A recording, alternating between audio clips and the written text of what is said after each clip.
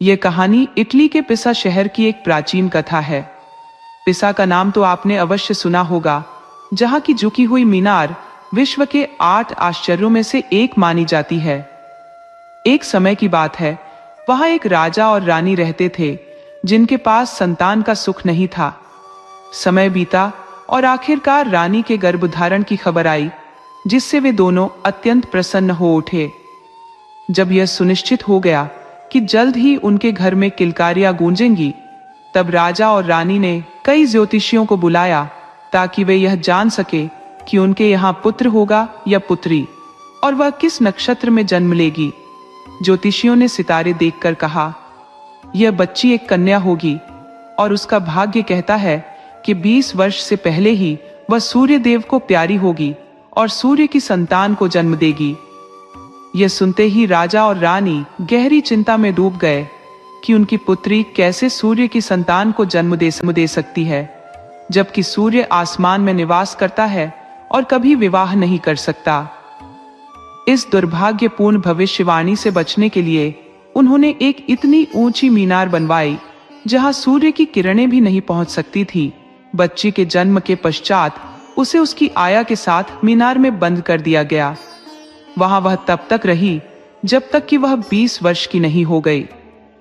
वहां सूर्य भी उसे नहीं देख सकता था और न ही वह सूर्य को देख सकती थी। उस आया की एक बेटी भी थी, जो राजा की बेटी की हमउम्र थी। दोनों बच्चियां मीनार में एक दूसरे का साथ निभाते हुए बड़ी हुई। 20 वर्ष की उम्र के करीब पहुंचने पर एक दिन उन दोनों को मीनार के बाहर की दुनिया देखने की उत्सुकता हुई। आया की बेटी ने सुझाव दिया, आओ एक कुर्सी पर दूसरी कुर्सी रखकर ऊपर खिड़की तक पहुंचते हैं, वहां से हम बाहर की दुनिया का नजारा देख सकते हैं। दोनों ने तत्परता से कुर्सियां जमा ली और खिड़की तक पहुंच गई। खिड़की से बाहर झांका तो पेड़ पौधे, बहती नदी, आसमान में पक्षियों का उड़ना, बादल और सूर्य का आलोक देखकर अभिभूत हो गई। जैसे ही राजा की बेटी ने सूर्य को देखा, सूर्य ने भी उसे देखा और उसे देखकर मुग्ध हो गया। सूर्य ने अपनी एक किरण को भेजा। उस किरण के स्पर्श से ही राजा की बेटी गर्भवती हो गई, सूर्य की संतान से। समय आने पर उस मीनार में सूर्य की पुत्री का जन्म हुआ। डर के मारे आया ने बच्ची को शाही वस्त्रों में लपेटा और उसे पास के एक बीन्स के खेत में छोड़ आई। जब राजा की बेटी 20 वर्ष की हो गई, तो राजा ने यह सोचकर उसे मीनार से बाहर निकाल लिया कि अब उसे सूर्य से कोई खतरा नहीं है। लेकिन उसे पता नहीं था कि वही अनहोनी पहले ही घट चुकी थी, जिसके डर से उसने अपनी बेटी को मीनार में रखा था। भाग्य के अनुसार जो होना था वह तो हो चुका था। राजा की बेटी की संतान, सूर्य की बेटी, बीन्स के खेत में अकेली पड़ी थी और रो रही थी। उसी समय एक और राजा शिकार करते हुए उस खेत के पास से गुजरा और उसने बच्चे के रोने की आवाज सुनी। उसने इधर उधर देखा और पाया कि खेत में एक बच्ची अकेली पड़ी है। उस बच्ची पर दया आ गई और उसने उसे उठाकर अपनी पत्नी को दे दिया। राजा ने बच्ची की देखभाल के लिए एक आया रख ली, जो उसे पालने लगी। इस तरह वह बच्ची उस राजा के महल में उसकी अपनी बेटी के समान पलने लगी।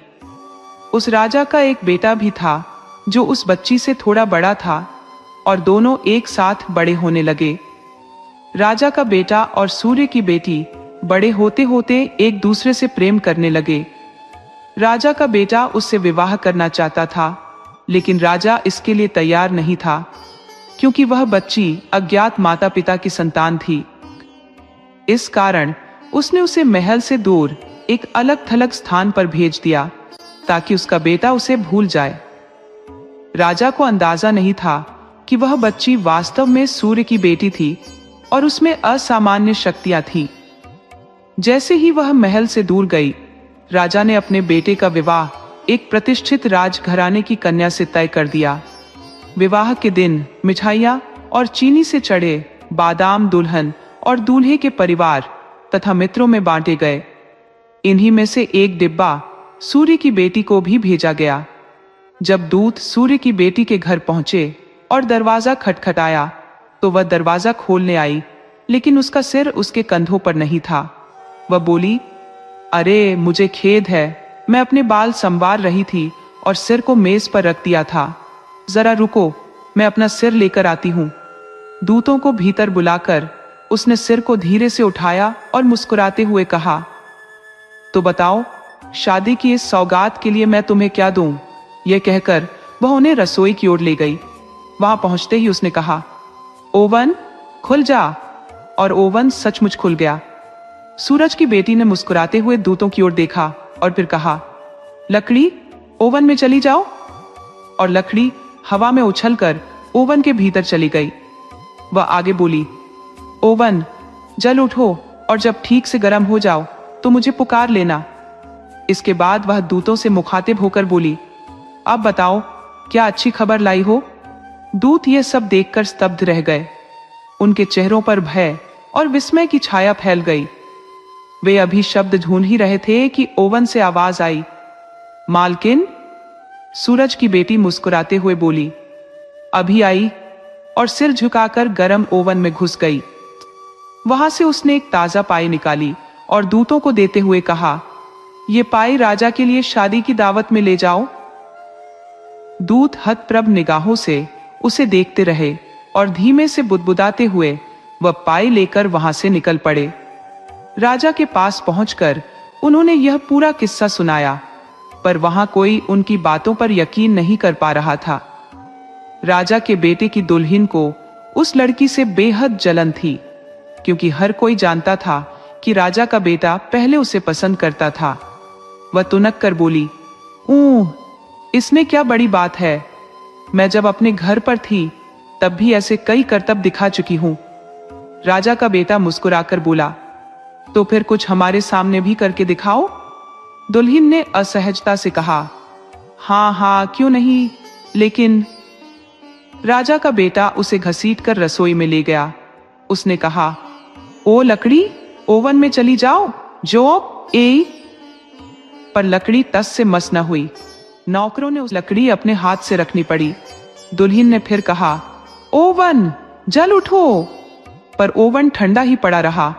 नौकरों ने हाथ से उसे जलाया और जैसे ही वह गर्म हुआ, वह घमंडी दुल्हन जिद में उसके भीतर घुसने लगी, मगर वह पूरी तरह भीतर भी न जा पाई कि ओवन की तीव्र गर्मी से झलकर उसकी जान चली गई।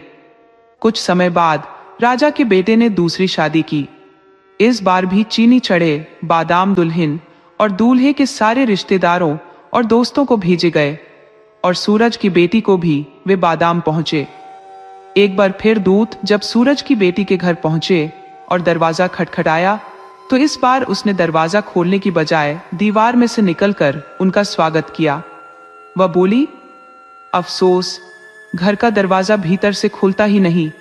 मुझे हमेशा दीवार में से होकर बाहर आना पड़ता है और फिर बाहर से दरवाजे को खोलना पड़ता है। ये कहकर उसने दरवाजा बाहर से खोला और उन्हें भीतर ले गई। रसोई घर की ओर बढ़ते हुए उसने कहा, इस बार शादी की भेंट के लिए क्या बनाऊं? वह बोली, लकड़ी ओवन में जाओ और जल उठो।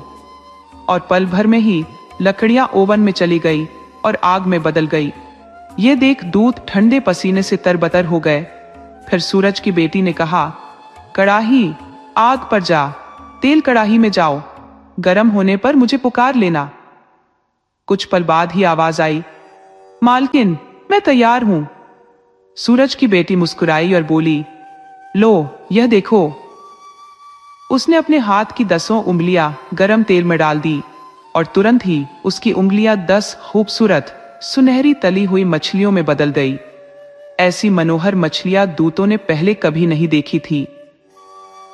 मछलियां निकालने के बाद उसकी उंगलियां फिर से पूर्ववत हो गई।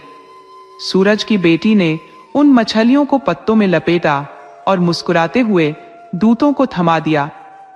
राजा के बेटे की नई दुल्हन भी सूरज की बेटी से ईर्ष्या करती थी। जब उसने दूतों से उस लड़की की मछलियां बनाने की यह अद्भुत कहानी सुनी, तो उसने कहा, तुम लोग देखो, मैं भी मछलियां कैसे तलती हूं। दूल्हे ने उसके कहे अनुसार चूल्हे पर कड़ाही रखी, तेल डाला और उसे गर्म होने दिया।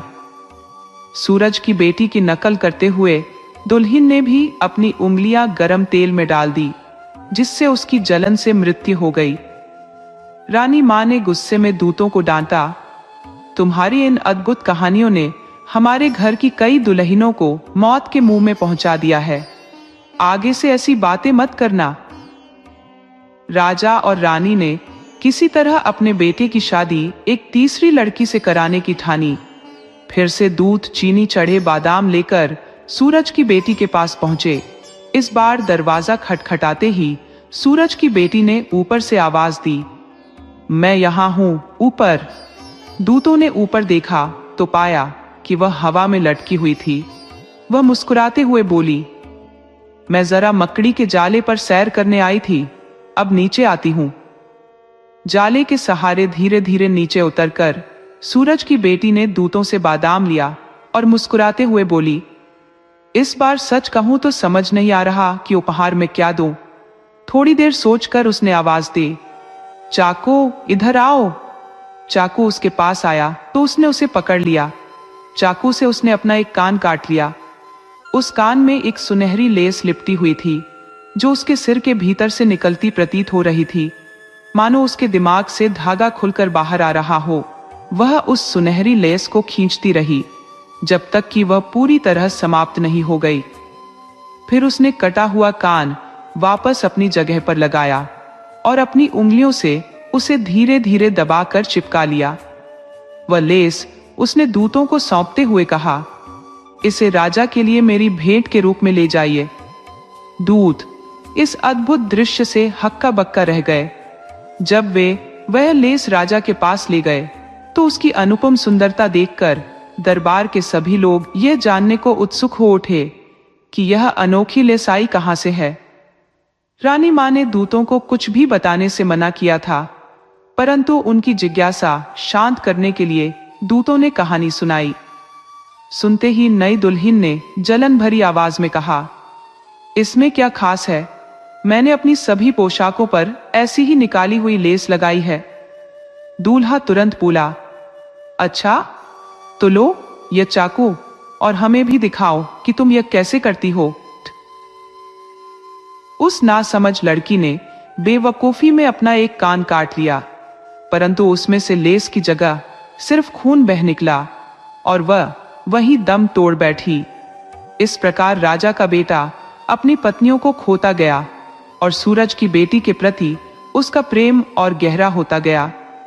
धीरे धीरे वह बीमार पड़ गया और किसी भी उपाय से ठीक नहीं हो सका, क्योंकि अब न वह खाना खाता न ही मुस्कुराता था। राजा ने अपने राज्य के तमाम बड़े बुजुर्ग जादूगरों को बुलवाया। उन सभी ने राजा को सलाह दी कि उसके बेटे का इलाज उसी जौ के दलिये से हो सकता है जो 1 घंटे के भीतर बोया गया हो, उगाया गया हो, काटा गया हो और फिर दलिये के रूप में तैयार किया गया हो। राजा यह सुनकर स्तब्ध रह गया, क्योंकि उसने आज तक ऐसा कोई जौ नहीं सुना था जो 1 घंटे में बोकर काटा जा सके। अब वह यह दलिया कहां से लाता? आखिरकार राजा को उस लड़की का ध्यान आया जिसने पहले भी कई हैरत अंगेज चमत्कार दिखाए थे। राजा ने उसे बुलावा भेजा। सूरज की बेटी आई और मुस्कुराते हुए बोली, हाँ, मैं ऐसे जौ के बारे में जानती हूँ। फिर बिजली की फुर्ती से 1 घंटे के भीतर ही उसने जौ बोए, उन्हें उगाया, काटा और उसका दलिया तैयार कर दिया। फिर उसने राजा से निवेदन किया कि वह इस दलिये को स्वयं उसके बेटे के पास लेकर जाना चाहती है। राजा ने हामी भर दी। जब वह राजकुमार के कक्ष में पहुंची तो वह अपनी आंखें बंद के बिस्तर पर लेटा हुआ था। यह दलिया स्वाद में फीका था, इसलिए जैसे ही उसने 1 चम्मच पिया, उसने तुरंत उसे बाहर थूक दिया। थूके हुए दलिये के कुछ छींटे लड़की की आंख में पड़ गए। लड़की झट से बोली, तुम्हारी यह जुर्रत कि तुम सूरज की बेटी और एक राजा की देवती की आंख में थूक दो? यह सुनकर राजा हैरान रह गया और उसने पूछा, क्या तुम सचमुच सूरज की बेटी हो? हाँ, मैं सूरज की बेटी हूं। और एक राजा की देवती भी? हाँ, मैं एक राजा की देवती भी हूं। राजा ने राहत की सांस लेते हुए कहा, अरे, हम तो यही समझे बैठे थे कि तुम कोई मामूली लड़की हो। अगर ऐसा है कि तुम सूरज की बेटी और राजा की देवती हो तो तुम हमारे बेटे से विवाह कर सकती हो। सूरज की बेटी ने हामी भरी।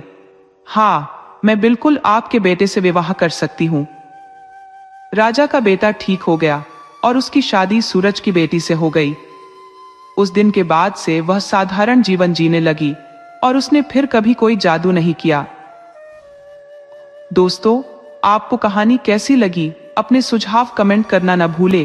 तो चलिए आज की अगली कहानी शुरू करते हैं।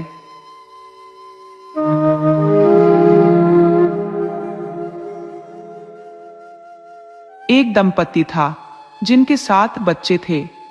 पति एक साधारण किसान था जो अपनी मेहनत की कमाई से गुजारा करता और उसकी पत्नी अपने घर बार और बच्चों की देखभाल में व्यस्त रहती।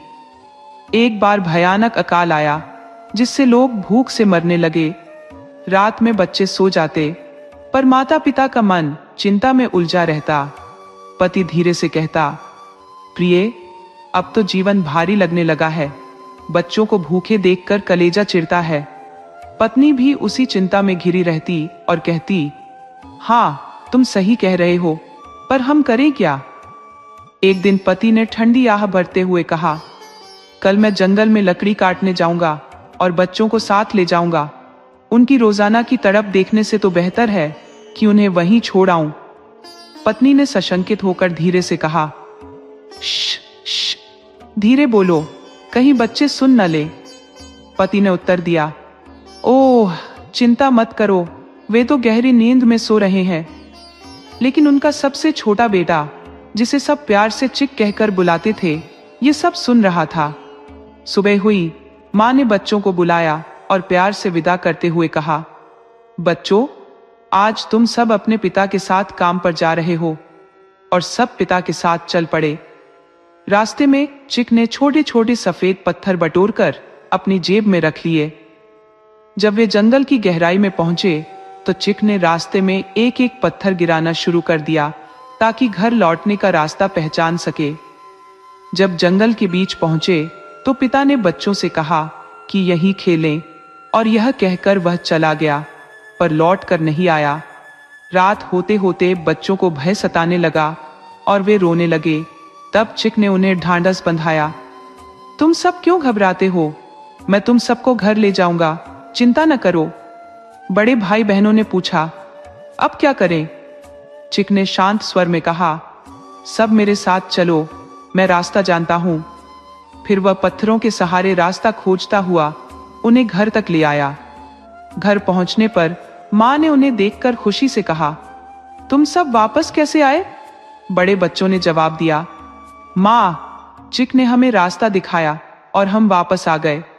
कुछ दिन घर में ठहरने के बाद बच्चों के पिता ने फिर से उन्हें जंगल में छोड़ने का इरादा किया, क्योंकि अकाल खत्म होने की उम्मीदें अब भी धुंधली थी। इस बार उनकी माँ ने आखिरी संपत्ति बेचकर 7 रोटियां जुटाई और अगली सुबह बच्चों को एक एक रोटी थमाकर पिता के साथ जंगल भेज दिया। बच्चों ने अपनी रोटियां खा ली, पर चिक ने इसे न खाकर छोटे छोटे टुकड़ों में बांटकर अपनी जेब में भर लिया। इस बार पिता चिक पर नजर रखे हुए था और तसल्ली कर रहा था कि कहीं चिक फिर से सफेद पत्थर तो नहीं फेंक रहा। पर चिक ने इस बार पत्थरों की जगह अपने रोटी के टुकड़े रास्ते में फेंकने शुरू कर दिए। जंगल के बीचों बीच पहुंचने पर पिता ने एक बार फिर बच्चों को अकेला छोड़ दिया और बिना पीछे मुड़े चला गया। रात गिरने पर जब पिता नहीं लौटा तो बच्चे डर के मारे रोने लगे, पर चिक ने एक बार फिर हौसला बंधाया और भरोसा दिलाया कि वह उन्हें घर ले जाएगा। उसने रास्ते में फेंके हुए रोटी के टुकड़ों को ढूंढना शुरू किया, पर इस बार टुकड़े गायब थे। शायद चिड़ियों ने चक कर ली थे या चींटियां उठा ले गई थी। रास्ता न पाकर बाकी भाई बहन मायूस होकर फिर रोने लगे। तभी चिक ने कहा, रुको, और गिलहरी की तरह एक ऊंचे पेड़ की टहनी पर चढ़कर दूर तक नजर दौड़ाई। दूर उसे एक हल्की सी रोशनी दिखाई दी।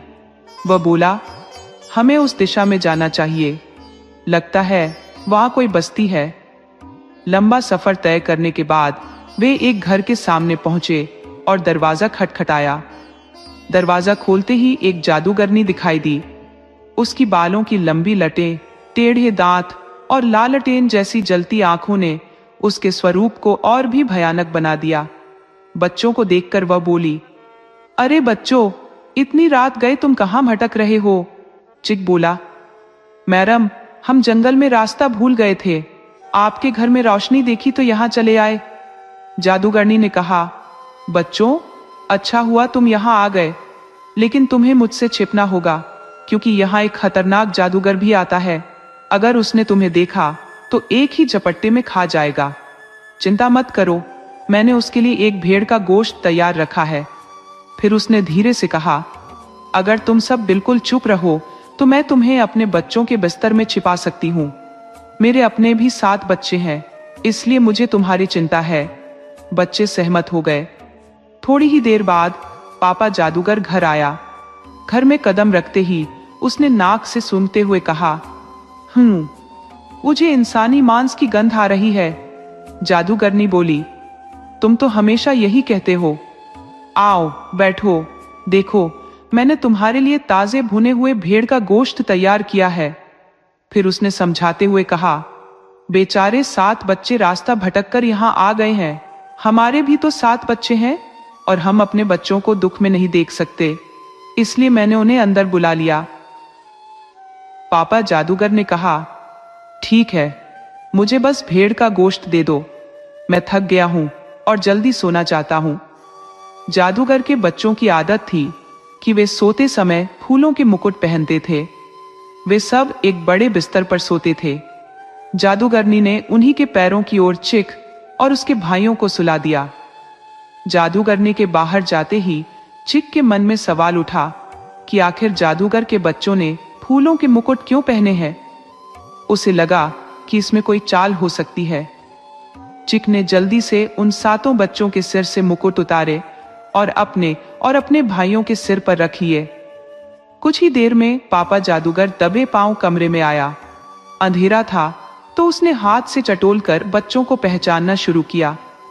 उसने पहले अपने बच्चों को छुआ और फिर चिक और उसके भाइयों को, जिनके सिर पर मुकुट था।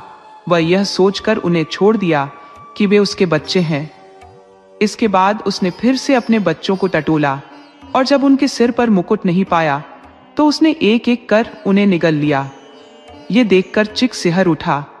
पापा जादूगर ने जब अपने अंतिम बच्चे को भी खा लिया तो उसने होठ चाटते हुए कहा, अब मैंने सारे बच्चों को खा लिया है, अब मेरी पत्नी जो चाहे कह सकती है। ये कहकर वह वहां से चला गया और चिक ने राहत की सांस ली। चिक ने फुर्ती से अपने भाइयों को जगाया और धीरे से बोला, हमें तुरंत यहां से खिसकना होगा। सबके सब जागकर फुर्ती से खिड़की की ओर बढ़े और बिना समय गंवाए बाहर कूद पड़े। जंगल में भागते भागते उनकी सांस फूलने लगी। तब जाकर वे एक गुफा के करीब रुके और थके हुए वहीं छिप गए। सुबह होते ही जादूगरनी उठी तो उसे न अपने बच्चे दिखे, न ही 7 भाई। बिस्तर पर पड़े चिन्हों से उसे सब समझ आ गया। अपने बालों को मुट्ठियों में जकड़े वह रोती बिलखती जादूगर के पास पहुंची और चिल्लाई, अरे हत्यारे, जरा देख तो, तुमने क्या अनर्थ कर डाला है। जब जादूगर ने सुना कि उसने गलती से अपने ही बच्चों को मार डाला तो उसके होश उड़ गए।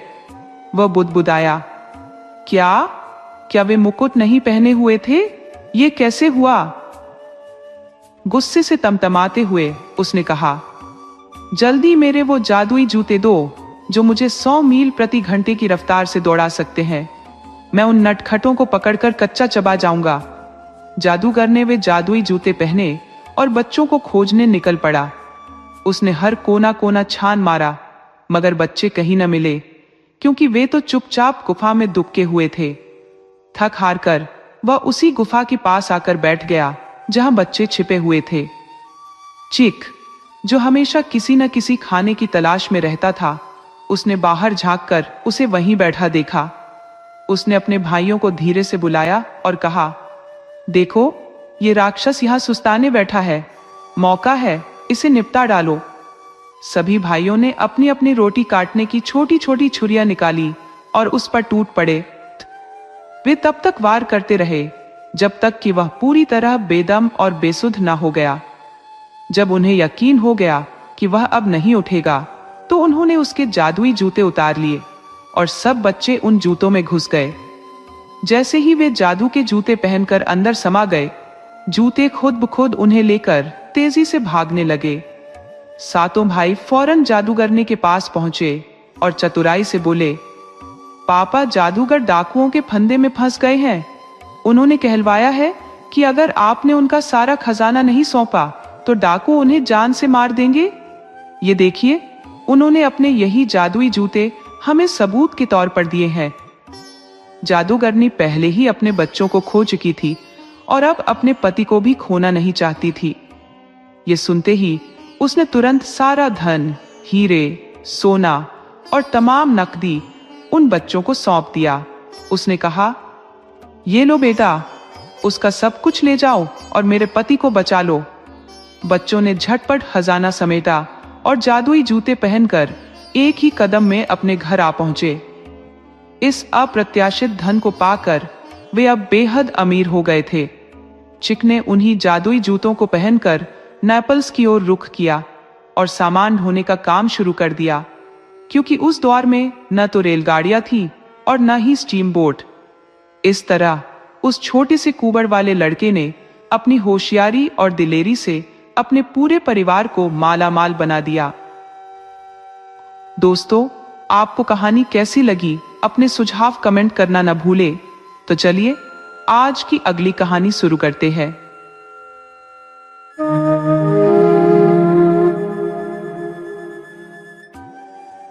एक समय की बात है, एक अत्यंत निर्धन व्यक्ति था जिसके 3 बेटे थे। वह व्यक्ति गंभीर रूप से बीमार था और गहन पीड़ा में दिन रात गुजार रहा था। एक दिन उसने अपने बेटों को पास बुलाया और उनसे बोला, मेरे प्यारे बेटों, तुम खुद देख रहे हो कि मेरी सेहत अब बिल्कुल भी ठीक नहीं है और मेरी उम्र अब ज्यादा नहीं बची है। मुझे खेद है कि मैं तुम्हें विरासत में देने के लिए कोई संपत्ति नहीं छोड़ रहा हूं, मगर मेरी एक विनती है, तुम सभी नेक इंसान बनकर जीवन में आगे बढ़ना और हमेशा वैसे ही कर्म करना जैसे मैं करता रहा हूं। परमात्मा अवश्य तुम्हारे साथ होंगे। ये कहकर उस व्यक्ति ने अपने प्राण त्याग दिए। सबसे बड़े बेटे ने कहा, चलो पिताजी की बात मानते हैं और चलकर कहीं काम ढूंढते हैं। इस तरह तीनों भाई अपनी रोजी रोटी कमाने के उद्देश्य से घर छोड़कर निकल पड़े। रात होते होते वे एक भव्य महल के सामने पहुंचे। सोने की सोचकर उन्होंने उस महल का दरवाजा खटखटाया। उन्होंने आवाज लगाई और चारों ओर नजर दौड़ाई, परंतु वहां कोई नहीं था। वे अंदर चले गए और वहां का नजारा देखकर चकित रह गए। मेज पर एक से एक स्वादिष्ट व्यंजन सजाए गए थे। उन पकवानों को देखकर वे विस्मित हो गए, परंतु फिर सबसे बड़ा बेटा बोला, यहाँ कोई नहीं दिखता, तो चलो बैठकर भोजन कर लेते हैं। यदि कोई आएगा तो हम उनसे अनुमति मांग लेंगे। वे तीनों भाई बैठकर पेट भरकर खाने लगे और मन भरकर पीने लगे। भोजन के पश्चात वे महल के भीतर टहलने लगे। टहलते हुए वे एक कक्ष में पहुंचे, जहां एक सजा हुआ पलंग था जिस पर फूलों की माला रखी थी। फिर वे दूसरे कक्ष में पहुंचे। वहां भी एक पलंग था जिस पर सोने की पत्तियों से बना तकिया रखा था। भाइयों ने आपस में चर्चा की, ऐसा प्रतीत होता है कि यह स्थान हमारे ही लिए सजाया गया है, तो क्यों ना हम यहाँ आराम कर लें। हर एक ने अपने अपने लिए एक कक्ष चुन लिया। सबसे बड़े बेटे ने कहा, याद रखना, सुबह जल्दी उठ जाना ताकि हम बिना देरी के यहाँ से निकल सके। मैं किसी का इंतजार नहीं करूंगा। अगले दिन सबसे बड़ा बेटा भोर में उठ गया और बिना किसी को बताए वहां से चला गया। हालांकि यह उसके स्वभाव के खिलाफ था, फिर भी उसने किसी से कुछ कहे बिना ही महल छोड़ दिया। मध्य वाला भाई जब जागा तो अपने बड़े भाई के कक्ष में गया, लेकिन वहां उसे खाली पाया। यह देखकर वह भी तैयार हुआ और बिना किसी से कुछ कहे महल से निकल पड़ा। सबसे छोटा भाई काफी देर तक नींद में मग्न रहा। जब उसकी आंख खुली तो उसने देखा कि उसके दोनों भाई पहले ही प्रस्थान कर चुके थे। फिर उसकी नजर मेज पर रखे नाश्ते पर गई। उसने आराम से नाश्ता किया और खिड़की के पास जाकर बाहर झांकने लगा। उसके सामने फैला हुआ एक बहुत ही खूबसूरत बागीचा था, जिसे देखकर उसका मन हुआ कि उसे बागीचे में टहलने जाना चाहिए। ये छोटा भाई, जिसका नाम सैंड्रीनो था, एक सुंदर और युवा व्यक्ति था। जब वह बागीचे में घूमते हुए अंतिम छोर पर पहुंचा तो उसने एक बड़ा तालाब देखा। उस तालाब के पानी की सतह से एक सुंदर लड़की का सिर झांक रहा था, जो एकदम स्थिर था।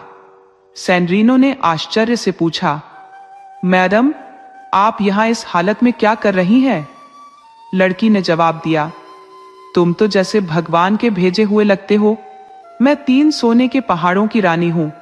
मुझ पर ऐसा जादू कर दिया गया है कि जब तक मैं किसी ऐसे व्यक्ति से न मिलूं जो लगातार 3 रातें इस महल में बिता सके, तब तक मुझे इस तालाब में ही रहना है। सैंड्रीनो ने उत्तर दिया, अगर तुम्हारे जादू को तोड़ने का यही उपाय है तो मैं यहाँ 3 रातें रुकूंगा। तुम बिल्कुल चिंता मत करो। लड़की ने कहा, जो भी इस महल में 3 रातें लगातार टिकेगा, मैं उससे विवाह करूंगी। पर ध्यान रहे, जब तुम सो रहे हो, अगर तुम्हें कोई आवाज सुनाई दे या जंगली जानवर कमरे में आ जाए तो भयभीत मत होना। वे तुम्हें छुएंगे नहीं, बस गुजर जाएंगे। सैंड्रीनो ने आत्मविश्वास से कहा, तुम निश्चिंत रहो, मैं बिल्कुल नहीं डरूंगा और वैसा ही करूंगा जैसा तुमने कहा है। रात में जैसे ही सैंड्रीनो सोने गया और घड़ी ने 12 बजाए, उसे अजीबोगरीब आवाजें सुनाई देने लगी, जैसे जंगली जानवरों की चीखें हों। उसने सोचा कि अब वह देखेगा कि क्या होता है। कुछ ही क्षणों में उसके कमरे में भेड़िए, भालू, चीलें, सांप और कई खतरनाक जंगली जानवर इकट्ठा हो गए। उसके बिस्तर के चारों ओर मंडराने लगे, पर सैंड्रीनो निडर रहा। उसने अपनी जगह नहीं छोड़ी। कुछ पलों बाद सारे जानवर वहां से चले गए और वातावरण फिर से शांत हो गया। सुबह होते ही सैंड्रीनो तालाब के पास लौटा। उसने देखा कि रानी अब पानी से कमर तक बाहर निकल आई थी। वह बेहद खुश नजर आ रही थी और सैंड्रीनो की बहादुरी की भूरी भूरी प्रशंसा कर रही थी। अगली रात सैंड्रीनो के कमरे में और भी ज्यादा जानवरों की भीषण आवाजें गूंज उठी, लेकिन सैंड्रीनो ने फिर भी हिम्मत नहीं हारी और चुपचाप उसी जगह लेटा रहा। सुबह जब वह तालाब पर पहुंचा तो रानी अब केवल आधी टांगों तक पानी में थी। उस दिन रानी ने उसकी तारीफों के ऐसे पुल बांधे कि आसमान भी छोटा लगे। सैंड्रीनो ने मुस्कुराते हुए नाश्ता किया और दिन की शुरुआत की। अब आखिरी रात का इंतजार था। उस रात जानवरों की चीखें और भी जोर से सुनाई दी और वे उसके पलंग के बेहद करीब तक आ गए। पर सैंड्रीनो ने एक बार फिर अपना धैर्य नहीं खोया। थोड़ी ही देर में सभी जानवर वहां से चले गए और सैंड्रीनो को वैसा ही निडर छोड़ गए। अगली सुबह जब वह तालाब के पास पहुंचा तो रानी के पैर मात्र पानी में बचे थे। सैंड्रीनो ने बिना कोई देरी किए रानी का हाथ थामा और उसे तालाब से बाहर निकाल लिया। रानी की दासियां भी वहां आ पहुंची और सभी ने मिलकर नाश्ता किया। 3 दिन बाद उनकी शादी की तारीख भी तय हो गई। शादी के दिन सुबह रानी ने सैंड्रीनो से कहा, शादी से पहले मैं तुम्हें एक खास बात बताना चाहती हूँ। जब तुम चर्च में प्रार्थना की बेंच पर घुटनों के बल झुकोगे तो ध्यान रखना कि सो मत जाना। अगर तुम सो गए तो मैं वहां से चली जाऊंगी और फिर तुम्हें कभी नजर नहीं आऊंगी। सैंड्रीनो मुस्कुराया और बोला, अरे बस इतनी सी बात, मैं भला उस वक्त कैसे सो सकता हूं। फिर दोनों चर्च की ओर रवाना हुए। जैसे ही सैंड्रीनो प्रार्थना की बेंच पर घुटनों के बल बैठा, उसे इतनी गहरी नींद आ गई कि वह तुरंत ही सो गया। उसे पता ही नहीं चला कि कब उसकी आंख लग गई। उसके सोते ही रानी वहां से चली गई। कुछ ही देर में सैंड्रीनो की आंख खुली। उसने इधर उधर देखा, पर रानी का कोई अता पता नहीं था। उसे समझ आ गया कि रानी ने उसे जो कहा था उसका मतलब क्या था। वह निराश मन से महल लौट आया, पर वहां भी रानी कहीं नजर नहीं आई। अब वह जान चुका था कि उसे ढूंढने के लिए कुछ और करना होगा। उसने कुछ पैसे लिए और रानी की तलाश में निकल पड़ा। सारा दिन चलते चलते वह रात को एक सराय में पहुंचा। वहां उसने सराय के मालिक से पूछा कि क्या उसने सोने के 3 पहाड़ों की रानी को कहीं देखा है। सराय वाला बोला, मैंने तो उसे नहीं देखा, लेकिन मैं दुनिया के सभी जानवरों का मालिक हूं। मैं उनसे पूछ सकता हूं, शायद किसी ने उसे देखा हो। उसने एक तेज सीटी बजाई और तुरंत ही कुत्ते, बिल्लियां, चीते, शेर, बंदर और कई अन्य जानवर वहां इकट्ठा हो गए। सराय वाले ने उनसे पूछा, तुम में से किसी ने सोने के 3 पहाड़ों की रानी को देखा है? जानवरों ने जवाब दिया, नहीं, हमने उसे नहीं देखा। यह सुनकर सराय का मालिक सभी जानवरों को वापस भेज देता है। फिर सैंड्रीनो से कहता है, कल सुबह मैं तुम्हें अपने भाई के पास भेजूंगा। वह मछलियों का मालिक है। वहां जाकर उससे पूछना कि उसकी मछलियां कुछ जानती हैं या नहीं। अगली सुबह सैंड्रीनो ने सराय के मालिक को एक थैली में पैसे सौंपे और उसके भाई के घर की ओर चल पड़ा। सराय के मालिक के भाई ने जब सुना कि सैंड्रीनो उसके भाई का भेजा हुआ है, तो उसने उसे अपनी सराय में बुलाया। उसने कहा, तुम कुछ देर रुक जाओ, मैं अपनी सारी मछलियों को बुलाकर पूछता हूं कि उनमें से किसी ने उसे देखा हो। फिर उसने सीटी बजाई और हर किस्म की मछलियां वहां इकट्ठी हो गईं। जब उसने उनसे पूछा कि क्या उन्होंने सोने के 3 पहाड़ों की रानी को देखा है, तो सभी मछलियों ने एक स्वर में उत्तर दिया कि उन्होंने उसे नहीं देखा। यह सुनकर उसने मछलियों को लौट जाने को कहा और सैंड्रीनो से कहा, कल मैं तुम्हें अपने दूसरे भाई के पास भेजूंगा। वह पक्षियों का मालिक है, शायद उसकी किसी चिड़िया ने उसे देखा हो। सैंड्रीनो ने अगले दिन का बेसब्री से इंतजार किया। जैसे ही सुबह हुई, उसने उस भाई को भी एक थैली में पैसे दिए और वहां से निकल पड़ा। चलते चलते वह तीसरी सराय में पहुंच गया। वहां के मालिक ने कहा, मैं तुम्हारी मदद करता हूं। ये कहकर उसने सीटी बजाई तो दुनिया भर की सभी चिड़िया वहां आ गईं। सिर्फ एक गरुड़ गायब था। सराय के मालिक ने दूसरी बार सीटी बजाई, तब गरुड़ आया और बोला, मुझे थोड़ी देर हो गई, मैं राजा मरोन के दरबार में एक दावत में गया हुआ था। वहां उनका विवाह सोने के 3 पहाड़ों की रानी के साथ हो रहा है। यह सुनकर सैंड्रीनो की उम्मीदें टूटने लगी, लेकिन पक्षियों के मालिक ने उससे कहा, तुम चिंता मत करो, हम इसका भी कोई हल निकालेंगे। उसने गरुड़ से पूछा, क्या तुम इस युवक को राजा मरोन के दरबार में ले जा सकते हो? गरुड़ ने कहा, मैं इसे ले जाऊंगा, लेकिन मेरी एक शर्त है कि जब मैं पानी मांगू तो यह मुझे पानी दे, जब रोटी मांगो तो रोटी दे, और जब मांस मांगो तो मांस दे, अन्यथा मैं इसे समुद्र में फेंक दूंगा। सैंड्रीनो ने 2 टोकरी रोटी, 2 डिब्बे पानी और 2 पौंड मांस लेकर तैयारी की। सब सामान लेकर वह गरुड़ के साथ आकाश में उड़ चला। रास्ते में गरुड़ की हर मांग फौरन पूरी की जाती रही, लेकिन सफर के बीच मांस खत्म हो चुका था और उन्हें अभी समुद्र पार करना बाकी था। अगली बार जब गरुड़ ने मांस की मांग की, तो सैंड्रीनो के पास कोई और चारा न था। उसने अपने तान से मांस काटकर गरुड़ को दे दिया। रानी ने पहले से ही जादुई मरहम सैंड्रीनो को दिया था। मांस काटने के बाद उसने उस मरहम को अपनी टांग पर लगाया, जिससे उसकी चोट तुरंत भर गई। गरुड़ उसे सीधा रानी के कक्ष में ले गया।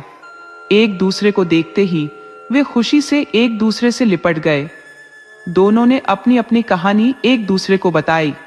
रानी ने सैंड्रीनो को राजा के पास ले जाकर उसे अपना उद्धारक और भावी पति बताकर परिचय कराया। राजा ने भी सोचा कि यह युवक उसकी बेटी के लिए एकदम योग्य वर है। उसने उनकी शादी की घोषणा कर दी और तैयारियां शुरू हो गईं। शादी धूमधाम से हुई और ये समारोह 1 महीने और 1 हफ्ते तक चला। विवाह के बाद दोनों आनंदपूर्वक अपने जीवन में आगे बढ़े। दोस्तों, आपको कहानी कैसी लगी? अपने सुझाव कमेंट करना न भूले। तो तो चलिए आज की अगली कहानी शुरू करते हैं।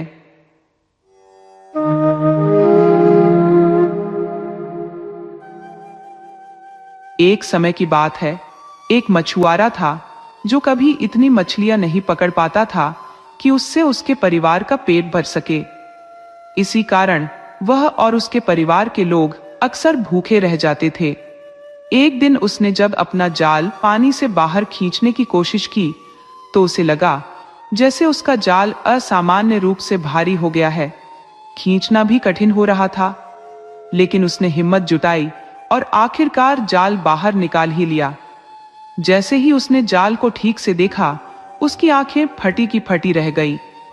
उस जाल में एक बेहद विशाल केकड़ा फंसा हुआ था, इतना बड़ा कि वह उसे एक नजर में देख भी नहीं पा रहा था। वाह, आज तो बहुत बड़ा शिकार हाथ लगा है, उसने खुश होकर सोचा। अब मैं अपने बच्चों के लिए अच्छा खासा खाना खरीद पाऊंगा। उसने केकड़े को अपनी पीठ पर रखा और घर की ओर चल दिया। घर पहुंचकर उसने अपनी पत्नी को आग जलाने और उस पर एक पानी भरा बर्तन चढ़ाने के लिए कहा, क्योंकि वह बच्चों के लिए खाना लेने जल्दी ही लौटने वाला था। फिर वह खुद केकड़े को लेकर राजा के महल की ओर चल पड़ा। महल पहुंचने पर उसने राजा से निवेदन किया, हुजूर, मैं आपसे इसलिए मिलने आया हूं कि कृपया आप इस केकड़े को मुझसे खरीद लीजिए। मेरी पत्नी ने खाना बनाने के लिए बर्तन तो चढ़ा दिया है, पर मेरे पास बच्चों के लिए खाना खरीदने के पैसे नहीं है। राजा ने जवाब दिया, पर मैं इस केकड़े का क्या करूंगा? क्या तुम इसे किसी और को नहीं बेच सकते? इतने में राजा की बेटी वहां आ गई। उसने केकड़े को देखते ही खुशी से कहा, वाह, कितना अद्भुत केकड़ा है। पिताजी, कृपया इसे मेरे लिए खरीद लीजिए। हम इसे अपने तालाब में सुनहरी मछलियों के साथ रख देंगे। राजकुमारी को मछलियां बहुत प्रिय थी और वह अक्सर तालाब के किनारे बैठकर मछलियों को तैरते हुए निहारा करती थी। अपने पिता की लाडली होने के कारण राजा ने उसकी इच्छा को न नहीं कह सका और केकड़े को खरीद लिया। मछुआरे ने केकड़े को राजा के तालाब में छोड़ दिया और राजा ने उसे सोने के सिक्कों से भरा एक थैला दिया, जिससे उसका परिवार कई दिनों तक पेट भर सके। मछुआरा वह थैला लेकर अपने घर लौट गया। अब राजकुमारी अपना सारा समय उसी तालाब के किनारे बिताने लगी। उसे केकड़े को निहारते हुए समय का भान भी नहीं रहता था। उसे उस केकड़े की गतिविधियां इतनी आकर्षक लगती कि वह उसे देखे बिना थकती नहीं थी। धीरे धीरे उसने केकड़े की हरकतों को इतनी बारीकी से समझ लिया कि उसे पता चल गया कि वह केकड़ा रोज दोपहर 12 बजे से 3 बजे तक तालाब से गायब हो जाता था और किसी को नहीं पता था कि वह कहां जाता है। एक दिन राजकुमारी वहीं तालाब के पास बैठी थी जब उसने अचानक दरवाजे पर किसी के दस्तक देने की आवाज सुनी। उसने अपने छज्जे से झांक कर देखा कि एक खानाबदोश भीख मांगने के लिए खड़ा था। दयालु राजकुमारी ने एक थैली में कुछ पैसे रखकर उसकी ओर फेंक दी, लेकिन दुर्भाग्यवश वह थैली सीधी जाकर एक गड्ढे में गिर गई। खानाबदोश उस थैली के पीछे गड्ढे तक पहुंचा। गड्ढे में पानी भरा हुआ था, सो उसने बिना झिझके पानी में छलांग लगा दी और तैरना शुरू कर दिया।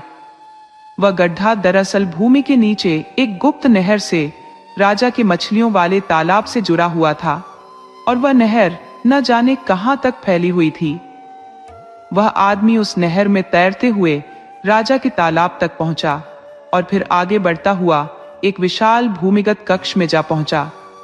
उस कक्ष के बीचों बीच एक छोटे से जलाशय में उसने खुद को पाया। उस कक्ष की दीवारों पर शानदार पर्दे लटके थे और बीच में एक खूबसूरत मेज सजी हुई थी। आदमी ने जलाशय से बाहर निकलकर एक पर्दे के पीछे खुद को छिपा लिया। जब ठीक दोपहर के 12 बजे उस जलाशय में एक परी प्रकट हुई जो एक बड़े केकड़े पर सवार थी। परी ने और उस केकड़े ने मिलकर जलाशय का सारा पानी बाहर फेंक दिया। फिर परी ने अपनी जादुई छड़ी से केकड़े को छुआ और देखते ही देखते केकड़े के खोल से एक आकर्षक युवक बाहर निकला। वह युवक मेज के पास रखी कुर्सी पर बैठ गया। परी ने फिर अपनी छड़ी मेज पर मारी और वहां झटपट स्वादिष्ट भोजन और मादक पेय प्रकट हो गए। युवक ने आराम से भोजन और पेय का आनंद लिया और फिर अपने केकड़े के खोल में लौट गया। परी ने केकड़े के खोल को फिर से छुआ और केकड़ा परी को लेकर जलाशय में कूद गया और दोनों पानी में विलीन हो गए। उस आदमी ने यह सब पर्दे के पीछे से देखा। जैसे ही सब शांत हुआ, वह जलाशय में कूदा और तैरता हुआ राजा के तालाब तक वापस आ गया। राजा की बेटी उस समय भी तालाब के किनारे बैठी मछलियों को निहार रही थी। उस आदमी को तालाब से निकलते देख उसने हैरानी से पूछा, तुम यहां क्या कर रहे हो? आदमी ने धीरे से कहा, राजकुमारी जी, मैं आपको एक बहुत ही अद्भुत बात बताना चाहता हूं। फिर उसने उसके सामने वह पूरी घटना बयान की जो उसने अपनी आंखों से देखी थी। राजकुमारी ने हैरत से कहा, ओह, तो यही कारण है कि केकड़ा हर दिन 12 से 3 बजे के बीच गायब हो जाता है। ठीक है, कल दोपहर हम दोनों साथ में वहां जाएंगे और देखेंगे। अगले दिन दोपहर को वे दोनों तालाब में तैरते हुए उसी गुप्त नहर के माध्यम से भूमिगत कक्ष में पहुंचे और एक पर्दे के पीछे छिप गए। ठीक 12 बजे जलाशय से वही परी केकड़े पर सवार होकर निकली। उसने अपनी जादुई छड़ी से केकड़े को छुआ और उसके खोल से वही आकर्षक युवक बाहर आया। युवक ने कुर्सी पर बैठकर भोजन का आनंद लिया। राजकुमारी, जो पहले ही उस केकड़े से प्रभावित थी, अब उस सुंदर युवक को देख उसे मन ही मन चाहने लगी। उसने एकाएक खाली पड़े केकड़े के खोल में खुद को छिपा लिया। जब युवक भोजन करके अपने खोल में लौटने आया तो उसने वहां राजकुमारी को देखा और फुसफुसाते हुए बोला, यह तुमने क्या किया? अगर परी ने देख लिया तो वह हम दोनों की जान ले लेगी। राजा की बेटी ने धीरे से कहा, पर मैं तुम्हें इस जादू के बंधन से मुक्त करना चाहती हूं।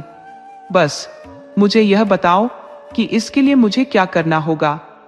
युवक ने उत्तर दिया, यह लगभग असंभव है।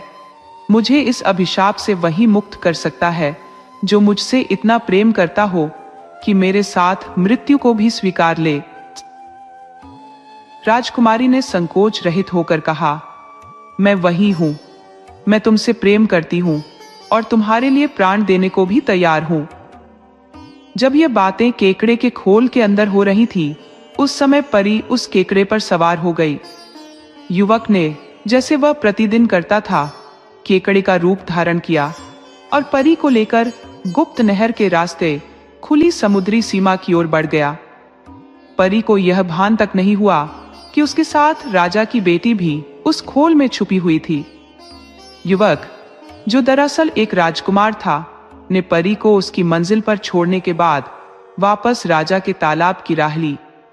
इस दौरान उसने अपनी सच्चाई राजा की बेटी को बताई और उसे जादू से मुक्त करने का उपाय बताया।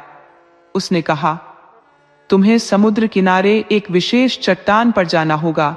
वहां जाकर कुछ धुन बजाना और गीत गाना होगा।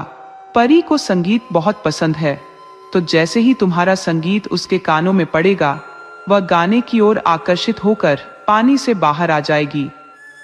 वह परी तुमसे कहेगी, ओ सुंदर युवती, और गाओ। तुम्हारा संगीत हृदय को आनंदित कर देने वाला है। उस समय तुम्हें कहना होगा, मैं अवश्य गाऊंगी यदि तुम अपने बालों में सजे उस पुष्प को मुझे दे दो। जैसे ही वह पुष्प तुम्हारे हाथ में होगा, मैं इस जादू से मुक्त हो जाऊंगा, क्योंकि वही पुष्प मेरे जीवन का आधार है। ये सब बताने के बाद केकड़ा तालाब में पहुंच गया और उसने राजकुमारी को अपने खोल से बाहर कर दिया। उधर वह खानाबदोश भी नहर के जरिए बाहर आ गया था, परंतु जब उसने चारों ओर देखा और राजकुमारी को नहीं पाया, तो उसे लगा कि वह किसी बड़ी मुसीबत में पड़ गया है। उसने सोचा, अब राजकुमारी कहाँ मिलेंगी? तभी उसने देखा कि राजकुमारी तालाब से बाहर निकल आई थी। उसने उस खानाबदोश का आभार जताया और उसे बहुमूल्य इनाम भी दिया। इसके पश्चात राजकुमारी अपने पिता के पास गई और उनसे कहा कि वह संगीत सीखना चाहती है। राजा, जो उसे किसी भी बात के लिए मना नहीं कर सकता था, ने राज्य के सर्वश्रेष्ठ संगीतज्ञों और गायक वादकों को बुलाया और उन्हें अपनी बेटी को संगीत सिखाने का आदेश दिया। जब उसने संगीत की कला में निपुणता प्राप्त कर ली तो उसने अपने पिता से कहा, पिताजी, अब मैं समुद्र के किनारे उस चट्टान पर बैठकर वायलिन बजाना चाहती हूँ। राजा ने विस्मय से कहा, क्या? समुद्र किनारे की चट्टान पर जाकर वायलिन बजाना चाहती हो? क्या तुम्हारा मन ठीक है? परंतु हमेशा की भांति उसने अंततः अपनी अनुमति दे दी, परंतु उसने सुरक्षा के लिए सफेद पोशाक पहने 8 दासियों को उसके साथ भेजा और कुछ हथियारबंद सैनिकों को भी थोड़ी दूरी पर तैनात कर दिया ताकि किसी भी संकट से वह सुरक्षित रह सके। राजा की बेटी ने अपनी 8 दासियों के संग समुद्र किनारे चट्टान पर बैठकर वायलिन की मधुर तान छेड़ी। इस संगीत के जादू से खिंची परी लहरों से बाहर प्रकट हुई और मुस्कुराकर बोली, तुम्हारा वादन अद्भुत है, हे सुंदर युवती, बजाते रहो, तुम्हारा संगीत मेरे हृदय को आनंदित कर रहा है। राजकुमारी ने उत्तर दिया, अवश्य, मैं और बजाऊंगी, यदि तुम अपने बालों में सजा यह पुष्प मुझे दे दो। मुझे यह पुष्प अत्यंत प्रिय है। परी ने मुस्कान के साथ कहा, यह पुष्प तुम्हें दूंगी, किंतु शर्त यह है कि तुम इसे वहीं से उठा सको जहां मैं इसे फेंकूंगी। राजकुमारी ने दृढ़ता से विश्वास दिलाते हुए कहा, जहां भी तुम इसे फेंकोगी मैं उसे अवश्य उठा लूंगी। और उसने फिर से अपने वायलिन की सुरमयी धुन में खोते हुए गीत गाना आरंभ कर दिया। जैसे ही उसका संगीत समाप्त हुआ, उसने परी से फूल मांगा। परी ने फूल को उठाकर समुद्र की गहराइयों में जितनी दूर संभव था फेंक दिया। राजकुमारी ने बिना समय गंवाए समुद्र में छलांग लगा दी और फूल की ओर तैरने लगी। उसकी 8 दासियां चट्टान पर खड़ी चिल्लाई, राजकुमारी को बचाओ, राजकुमारी को बचाओ। हवा में उनके सफेद पर्दे लहराते रहे। राजकुमारी निरंतर लहरों से संघर्ष करती रही। कभी वह लहरों में ओझल हो जाती तो कभी उनके ऊपर उभर आती। कुछ समय के पश्चात उसे यह संदेह होने लगा कि वह उस फूल तक पहुंच भी पाएगी या नहीं। तभी एक विशाल लहर आई और वह फूल उसके हाथों में थमा गई। उसी क्षण उसने नीचे से एक कोमल स्वर सुना, तुमने मेरा जीवन मुझे लौटाया है, इसलिए मैं तुमसे विवाह करना चाहता हूं। अब तुम भय मत करो, मैं तुम्हारे नीचे हूं, मैं तुम्हें किनारे तक पहुंचा दूंगा, किंतु इस घटना का उल्लेख किसी से मत करना, यहां तक कि अपने पिता से भी नहीं। उस समय राजकुमारी समुद्र में तैरने के कारण थक चुकी थी, इसलिए वह केवल इतना ही कह सकी, हाँ हाँ, मैं समझती हूं। इतने में वह केकड़ा उसे सुरक्षित किनारे तक ले आया। अपने महल लौटकर उसने राजा से सिर्फ इतना कहा कि समुद्र किनारे वायलिन बजाने का अनुभव अद्वितीय था और उसे अत्यधिक आनंद प्राप्त हुआ। अगले दिन तीसरे पहर के समय ढोल नगाड़ों और घोड़ों की टापों के साथ एक मेजर महल में प्रवेश करता है और राजा से मिलने की इच्छा प्रकट करता है। राजा की अनुमति मिलने पर राजकुमार ने राजा से उसकी बेटी का हाथ मांगा और अपनी पूरी कहानी सुनाई। राजा यह सब सुनकर आश्चर्यचकित रह गया, क्योंकि वह इन घटनाओं से पूर्णतः अनभिज्ञ था। राजा ने अपनी बेटी को बुलाया। वह दौड़ती हुई आई और राजकुमार की बाहों में गिरकर बोली, यही मेरे जीवन साथी हैं पिताजी, यही मेरे जीवन साथी हैं। राजा ने यह समझ लिया कि अब वह कुछ भी नहीं कर सकता था सिवाय इसके कि अपनी बेटी का विवाह उस राजकुमार से कर दे, और इस प्रकार उन दोनों का विवाह संपन्न हुआ। दोस्तों, आपको कहानी कैसी लगी अपने सुझाव कमेंट करना न भूले। तो चलिए आज की अगली कहानी शुरू करते हैं।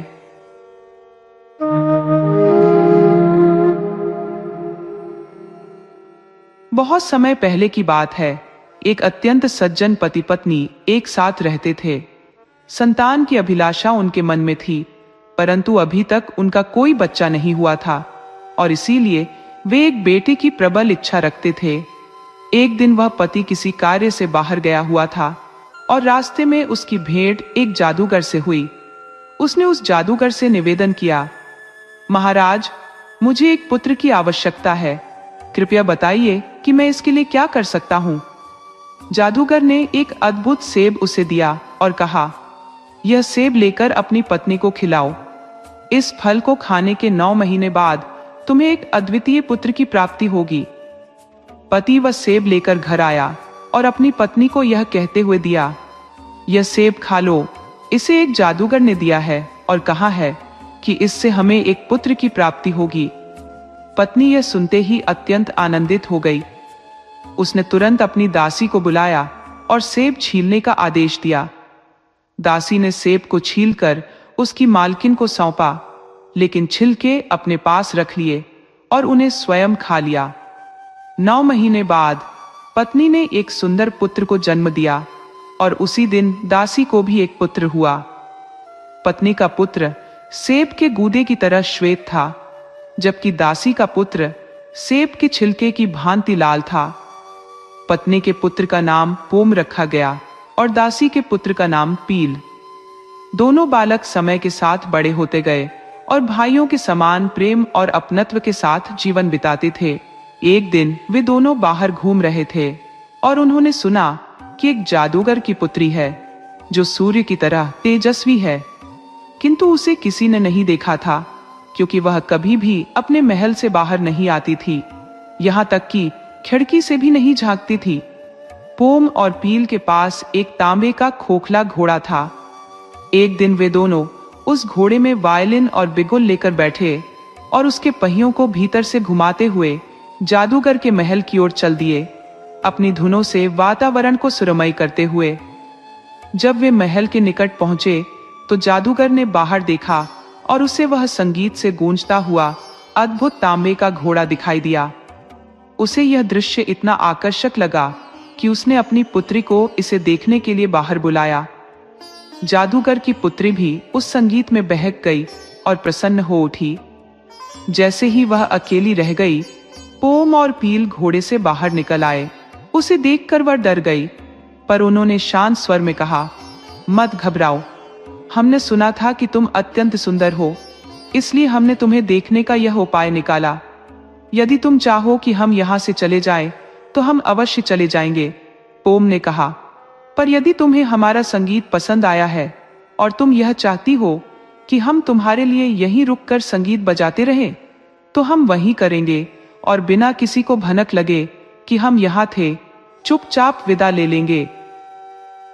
लड़की ने उनका संगीत अपने दिल के करीब पाया और परिणाम स्वरूप वे वहीं ठहर गए।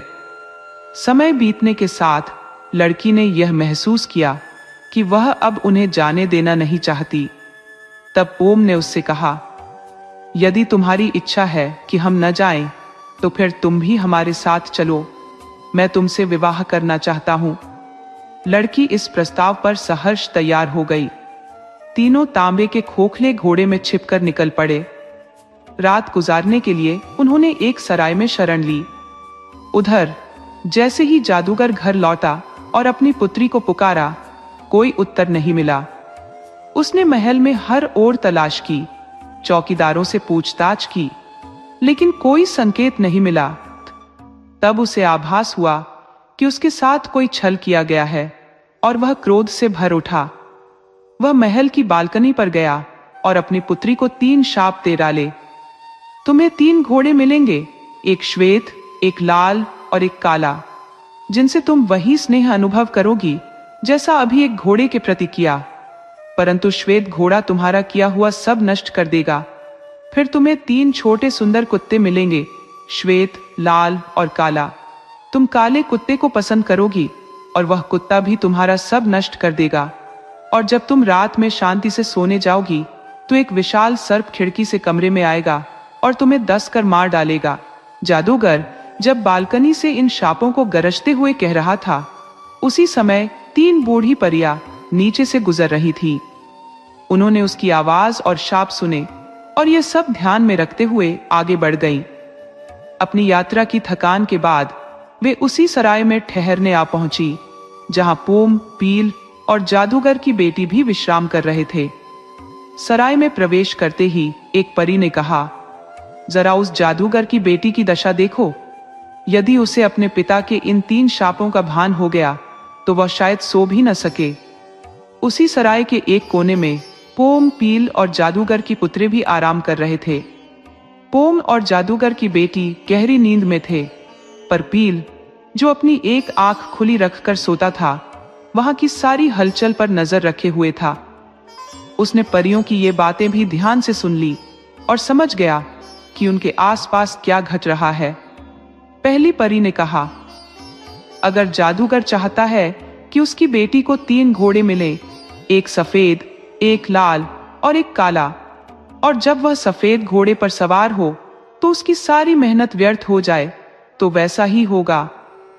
दूसरी परी ने उत्तर दिया, लेकिन अगर कोई दूरदर्शी व्यक्ति यहां होता और वह सफेद घोड़े का सिर तुरंत काट देता, तो उस लड़की का कुछ न बिगड़ता। तीसरी परी ने फिर चेतावनी दी, जो भी इस रहस्य को अपने मुंह से निकालेगा वह पत्थर बन जाएगा।